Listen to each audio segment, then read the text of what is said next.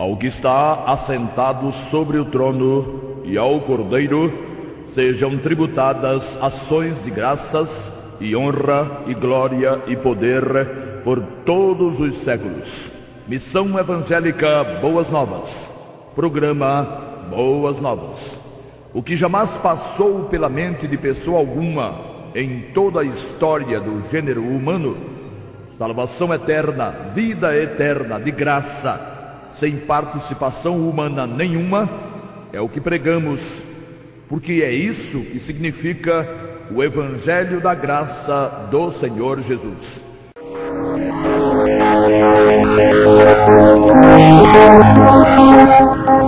Ao futuro a Deus pertence. Isso é o que quase todo mundo diz, e acostumou-se a dizer, principalmente quando se depara com alguma questão futura sem resposta no presente. E não é a submissão à palavra e nem à vontade de Deus que faz as pessoas assim se expressarem. Muitos, a contragosto, admitem desconhecer o futuro, mas outros, já hoje, em plena vigência da nova era, afirmam antevê-lo e oferecem seus serviços, valendo-se de búzios, tarô, cartas ciganas, cristais, etc. Até onde é verdadeira a expressão "o futuro a Deus pertence"? E em quais circunstâncias o futuro pertence a Deus? Muitas pessoas, ao dizerem que o futuro a Deus pertence, querem mesmo eximirem-se, livrarem-se da culpa de atitudes mal tomadas e que as levarão a situações embaraçosas ou frustrantes. Querem elas afirmar que o futuro a Deus pertence, não apenas pelo fato de saber e conhecer eles pelo futuro, mas, e é isso que as anima, ser eles, o Senhor Deus, responsável por tudo que venha a ocorrer no futuro.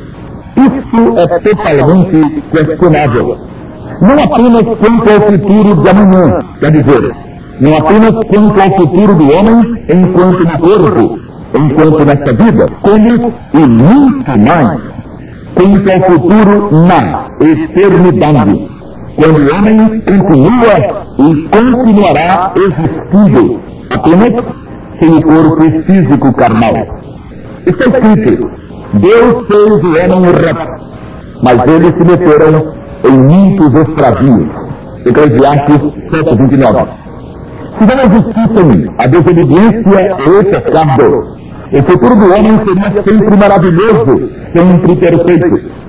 Mas os homens se meteram em muitos extravios. E se o futuro dos homens nem sempre é perfeito e maravilhoso, Deus nada tem com isso. E nesse caso, o futuro é conhecido por Deus, mas não pertence a Ele, pois Ele não o determina. Assim, Deus fez o homem reto. E se os homens continuassem retos, corretos, de acordo com a vontade de Deus, o futuro de cada um seria divino. E melhor ainda, a eternidade de cada homem seria cheia de luz e de paz, totalmente desejável. O que se vê, porém, são os homens com medo do futuro e assombrados, perplexos, apavorados com a eternidade, ou fingindo saber que ela não existe. É próprio dos homens fugirem às suas responsabilidades.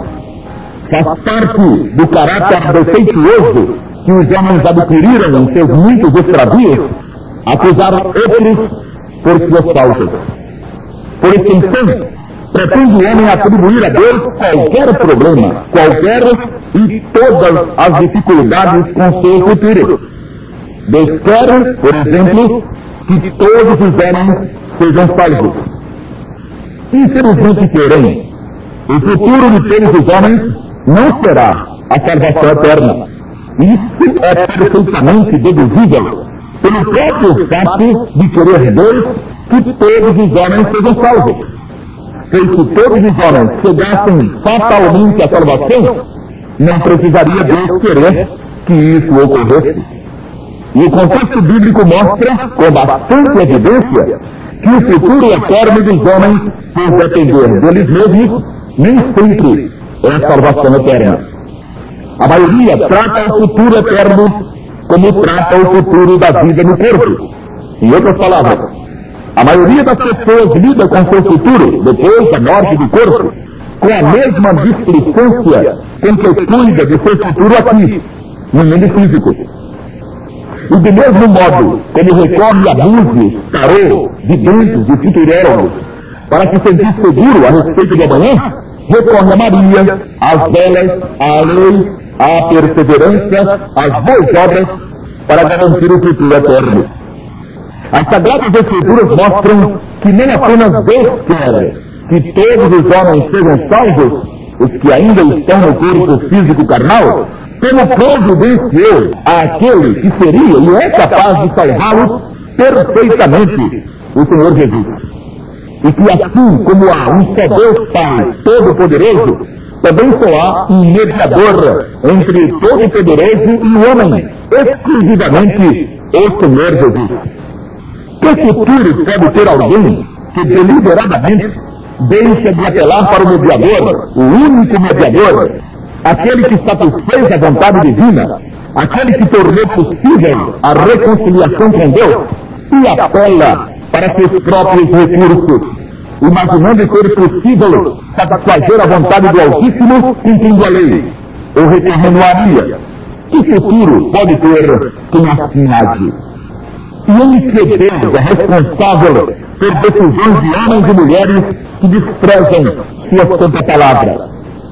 Deus quer que todos os homens sejam salvos, providenciou um caminho para que a salvação acontecesse, mas querem que ele, além disso, ainda feche os olhos para a má vontade dos homens e seja responsável pela perdição de quem, atrevida e desobedientemente, desprezou a solução por ele proposta. Alguns ainda têm o desprezo de admitir um tal de destino fatalista, algo parecido com a monstruosa predestinação calvinista. E aí, se alguém não conseguisse ser salvo, teria sido porque Deus determinou que ele não fosse salvo. Aliás, esse tal de destino é usado por muita gente, destino fatalista, como já dissemos, para fugir às suas próprias responsabilidades. Todo mundo sabe que a ingestão continuada de bebidas alcoólicas leva qualquer fígado à cirrose. Todo mundo sabe que o cigarro, possuindo mais de 1.200 substâncias nocivas, leva quem dele se utiliza a um enorme número de doenças, inclusive câncer. E qual será o futuro, ou pelo menos a perspectiva futura, para quem faz uso do álcool e do fumo? Quase nunca morre de velhice quem usa e abusa destas e de outras drogas. Muita gente não sabe, porém, mas quanto ao espírito e homem interior, o homem, em sua essência maior, também existem drogas terríveis e fatais.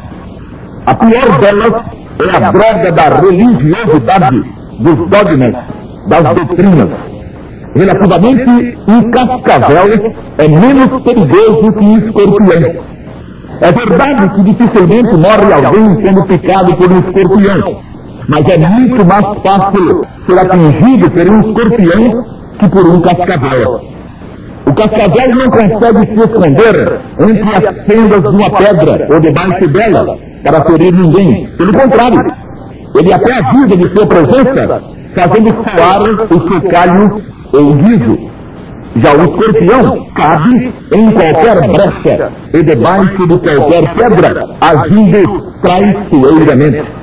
Assim são os dogmas religiosos que agem escondidos debaixo de uma capa de perfeição, parecendo ajustados à vontade de Deus, tendo muitas vezes o aspecto da mais absoluta verdade.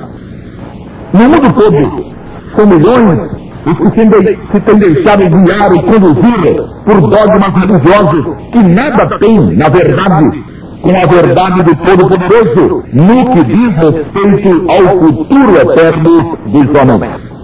É muito conveniente ficar por trás desse dito popular. O futuro a Deus pertence, mas é muitíssimo perigoso.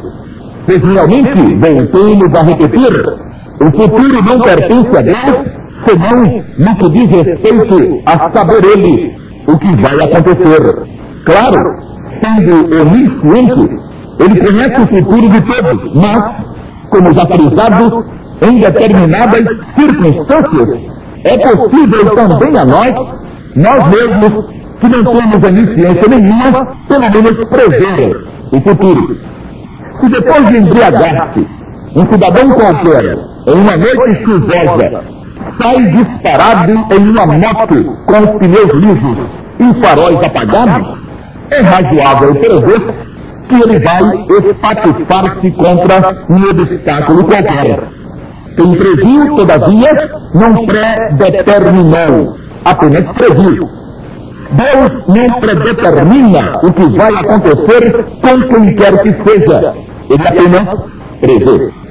Como o Senhor previa que por causa de seus próprios pecados o homem teria que ficar afastado dele, do próprio Deus para sempre, e como ele não desejava e nem havia determinado esta miséria para ninguém, porque jamais o Senhor pensou na miserável predestinação fatalista, então, para que o futuro do homem fosse diferente daquilo que Deus previa, providenciou ele uma virada em tal futuro.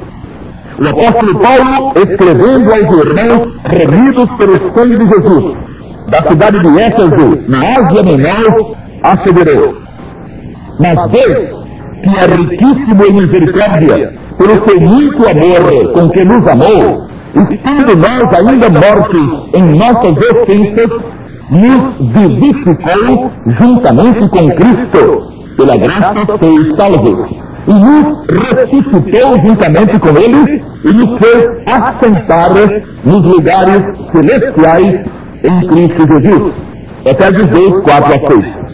A quem pertencia o futuro dos Efésios antes que eles invocassem o nome do Senhor Jesus? Ora, pertencia a eles mesmos. O Senhor Deus só sabia qual seria esse futuro, mas não o houvera determinado, tanto assim que providenciou o modo através do qual aquele sinistro futuro fosse ou pudesse ser modificado.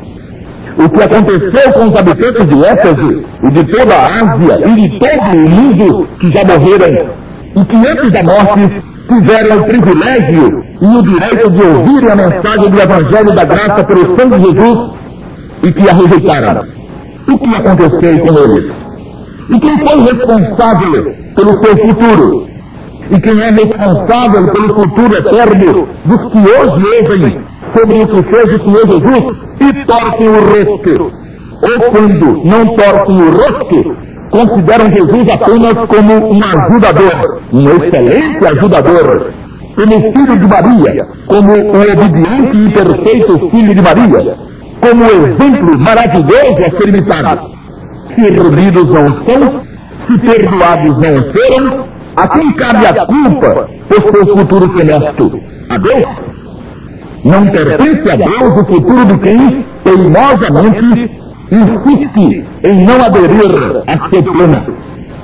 E cada um terá que assumir a culpa de sua teimosia ou por sua teimosia, seja religioso ou não.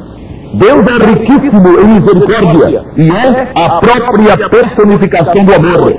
E não se pode, não se deve atribuir a Ele nenhuma das causas da miséria e do caos em que se torna o futuro de toda criatura que despreza sua oferta de perdão.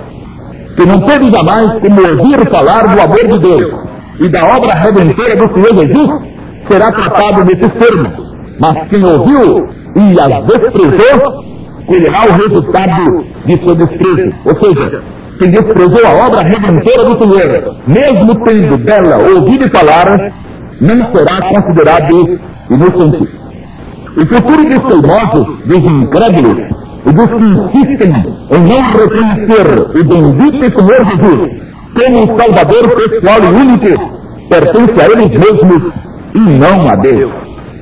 A doutrina da nova era, já instalada no planeta Terra, vem contaminando a humanidade com a ideia suja e diabólica de ser Deus, o Criador, responsável pela situação alarmante que se verifica nas condições climáticas, ecológicas, sociais e morais.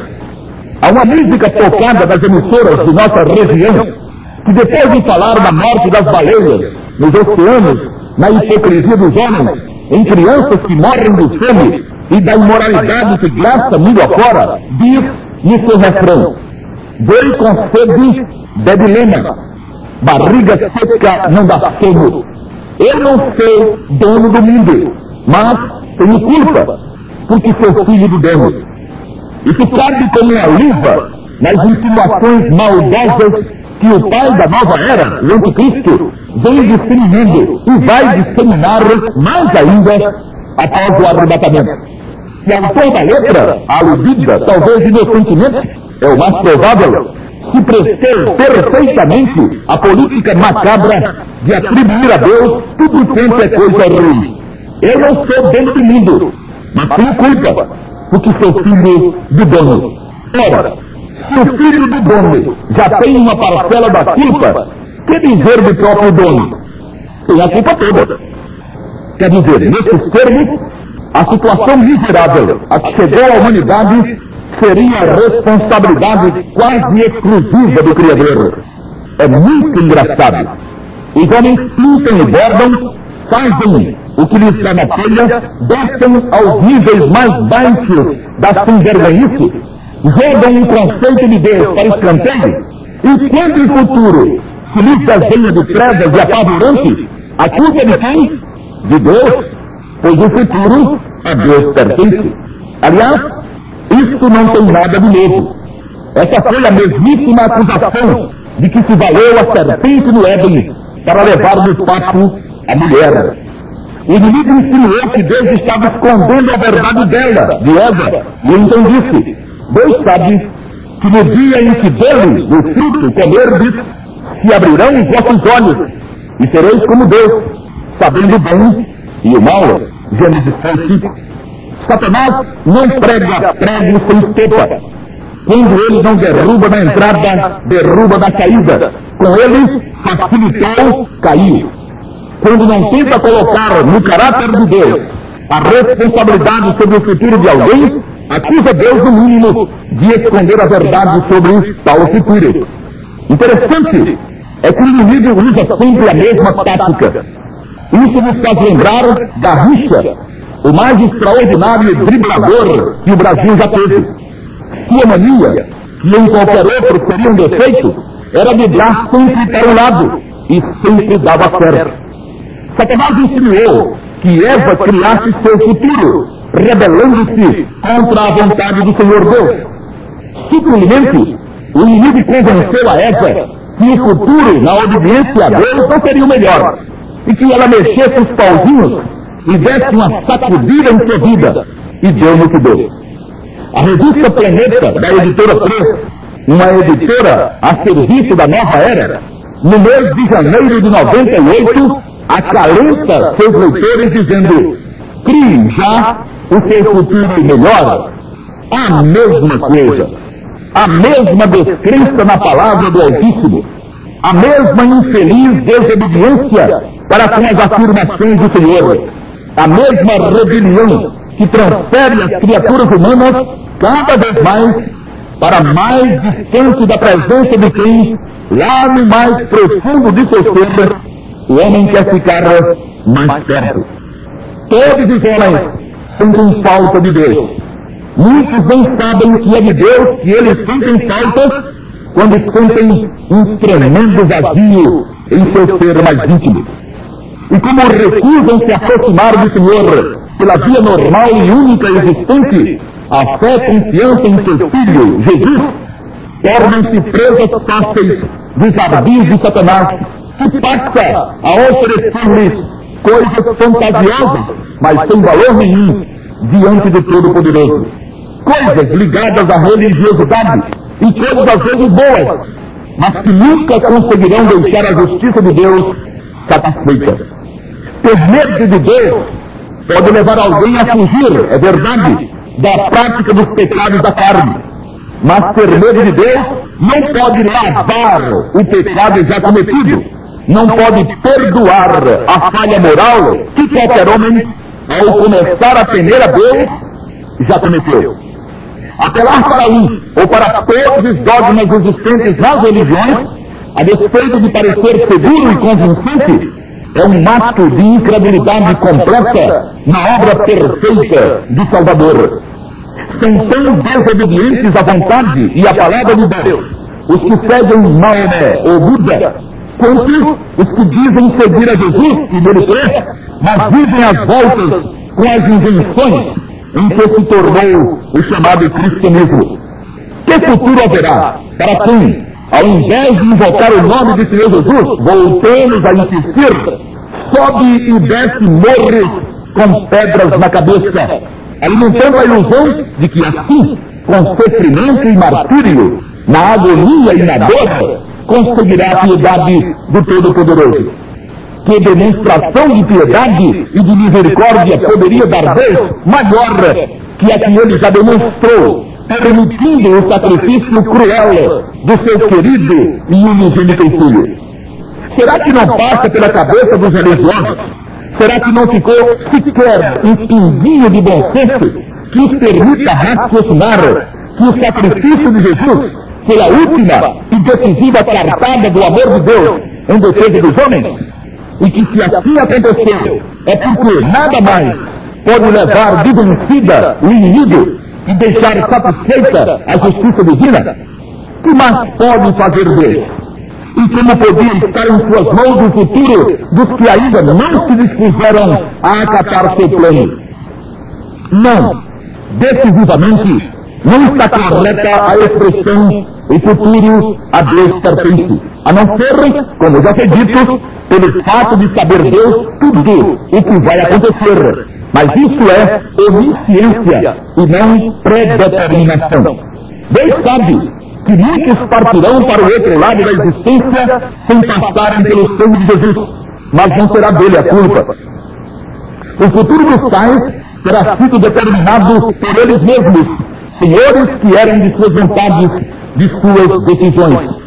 Que futuro eterno hão de ter os que fazem parte do inventário encontrado na segunda epístola de Paulo a seu filho na fé, Timóteo. Sabe, porém, isto, escreveu o apóstolo, que nos últimos dias sobrevirão tempos trabalhosos, porque haverá homens amantes de si mesmos, avarentos, presunçosos, soberbos, blasfemos, desobedientes a pais e mães, ingratos, profanos, sem afeto natural, irreconciliáveis, caluniadores, incontinentes, cruéis, sem amor para com os bons, traidores, obstinados, orgulhosos, mais amigos dos eleitos do que amigos de Deus, tendo aparência de piedade, mas negando a eficácia dela. Segundo a Timóteo 3:5.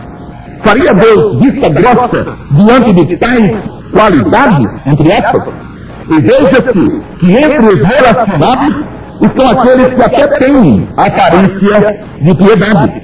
Muitos, por exemplo, falam de Jesus. Porque Jesus para cima, porque Jesus para baixo, porque Jesus cura, porque Jesus é bom, porque Jesus é Deus, etc. Mas onde estaria a eficácia de tanta piedade? Jesus é o seu Salvador? Pergunta-se a alguém. Oh, sim, Jesus é o meu Salvador, como não? Nesse caso, sendo Jesus o seu Salvador, você está realmente salvo, remido para sempre, não? Ah, não. Se eu permanecer, se eu perseverar, se eu continuar na obediência e assim morrer, então terei certeza de estar salvo. Mas quem me garante que amanhã não me desviarei, hein? Quer dizer, o papo de ser Jesus o Salvador é apenas para confiar mesmo, muitos confiam é no seu próprio veneno, é naquilo que pedem ou que são capazes de fazer, ou pelo menos imaginam que seja. Tem aparência de piedade, demonstram, até por atos, temer a Deus. Mas a tal piedade e o tal temor não apresentam eficácia nenhuma. E para que serve o açúcar que não adoça, ou o sal que não salga? Para que serviria um salvador que não salvasse? E por que insistiriam tanto as Escrituras do Novo Testamento em que se anunciasse as boas novas da graça de Deus, concitando as pessoas a invocarem o nome do Senhor Jesus, como fizeram Paulo e Silas, quando indagados pelo carcereiro infinito, conforme Atos 16:31, crê no Senhor Jesus Cristo e serás salvo tu e a tua casa? Se isso não significasse que Jesus salva no ato a quem quer que o invoca.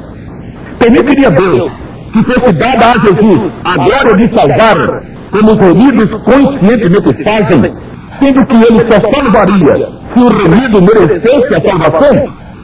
Não estariam desmoralizados diante do universo, Deus e Salvador, em semelhante circunstância? Não ficariam sabendo as miríades de remidos e de anjos que quem houvesse chegado à glória chegara porque merecera e não por causa do sangue de Jesus? Nem tanto, nem tão pouco. Nenhum futuro a Deus pertence a ponto de ser ele o responsável pela desgraça de que não invocou o nome do Salvador, e nem o futuro do remido, com a glória e com a herança de filho de Deus, pertence à sua perseverança e à sua obediência às suas obras em si. E seu futuro, prezado ouvinte, como será? O futuro eterno, é claro. Já passou pelo sangue de Jesus? Já invocou seu nome? Você não está pensando, como muitos, em deixar isso nas mãos de Deus? Está? Seu futuro eterno pertence a você mesmo. A decisão é sua. O futuro também. Não caia naquela de dizer, quando eu morrer, Deus faça comigo o que quiser. Porque isso não cola. Tenha cuidado. Com Deus não se brinca. Quando ele exigiu o sacrifício de seu próprio filho, é porque suas lágrimas, seu sofrimento, sua penúria não o iriam sensibilizar, senão na sensibilidade que ele já teve, permitindo o sacrifício de Jesus. Não se deixe enganar, porque a Deus, nem você e nem ninguém vai conseguir enganar. Invoque o nome do Senhor Jesus enquanto está vivo. E aí você terá um futuro maravilhoso na presença do Senhor para sempre. Amém.